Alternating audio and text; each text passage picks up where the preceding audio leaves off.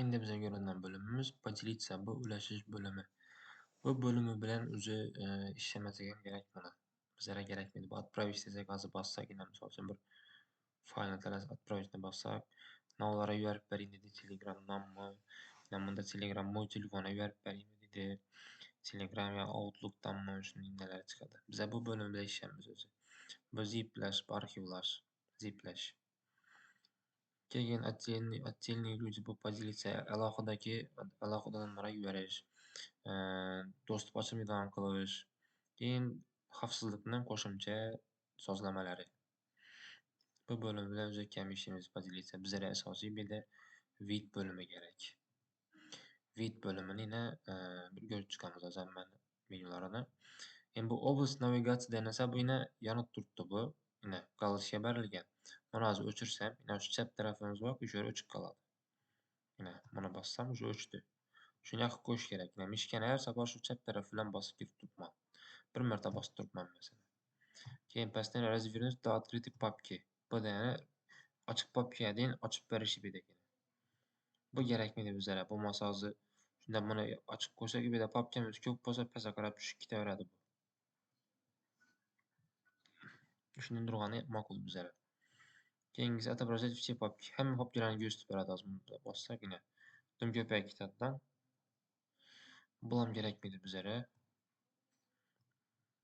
Показать библиотеки. Bir de kütüphanelerni ko'rsatish.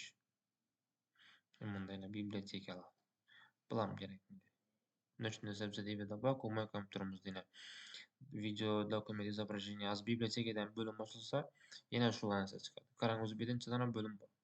Mana bu yerdagi nega bossak, ko'rsatkichga buni o'chirsam, sеть, mo'y kompyuter, OneDrive, быстрый доступ bo'ldi. Bizga yetadi shularni bosib ochib ko'rsak bo'ladi. Keyin области просмотра. Buni o'chirib qo'yamiz, hozir yonmay turibdi. Buni o'rnashadi. Hozir ko'rgan bo'lsangiz videoda Wordni tanlasam, yonida shuni ichini ochib berib turibdi. Область просмотрini bossam, ochiq turibdi. Hozir buni ichiga kirib turib, bir tekst yozib beraman.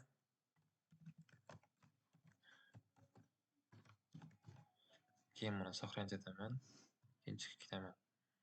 Endi qarang, hozir test Wordni bossam, bu yerda shu Wordning ichidagi ma'lumotlarni ochib beradi. Shunday tekstlar bor ekan bunda, bo'ldi bu narsa menga kerakmaydi ekan, meni narsam emas ekanda, keyin boshqa Wordni tanlab ko'raveramiz. Ichini endi kirib o'tirib, nima ekan bu deb, chiqib ketmay kerakmaydi ekan menga deb o'tirimizdan. Shu ham mana shunday ko'rsatib beradi. Область просмотрini bossak. Область сведенияni bossak, bizlar bu yerda bu haqida ma'lumotlarni chiqaradi. Lekin biz bunga bu yerdan kirib ko'radigan svoystvosini bosib, bu yerdan chiqaradi. Yana bir yo'l esa, o'zini bir marta bosamandan Alt bilan Enterni bosaman, bu yerdan ham chiqaradi. Bizlar shunda bo'lganda область просмотра degani kerak ekan. Ichida nima borligini ko'rsatib berishi. Bu bo'limimiz tamom. Endi keyingisi esa struktura bo'limi. Endi qarasak, menda список tablitsa bo'yicha ko'rinib turibdi. Mana strukturada ichida tablitsa. Hozir men tablitsada turibdi. Endi обычный значкаga bossam, shuning ko'rinishida bo'ladi. Keyin содержимыйni bossam, bu boshqacharoq. Spiskga bossam, bu uning ko'rinishida. Bu yerda davomi yo'q. Bu yerda ma'lumotlar chiqib turadi tablitsada. Sanalari, razmerlari. Keyin spiskni ko'rdik. Крупный значки bu kattaroqlar, bu yerda обычный значки kichikroqlar. Keyin bu yerda plitka deganini bossak, uning ko'rinishida ketadi shunda. Tip 2 qator, 3 qator oxirida bo'ladi. Keyin kichkina значкаlar, bu kichkinadan kichkina. Agar papkalarimizdan ko'payib ketsa, shuni ko'rsak bo'ladi. Keyin огромный значки, bu dim katta bo'lib ko'rinadi. Bizlar eng qulayi shunda tablitsa bo'ladi. Tablitsa bo'limida. Hozir videoni to'xtataman. Keyingi videoda esa текущее представление degan bo'lim bilan показать или скрытni ko'ramiz.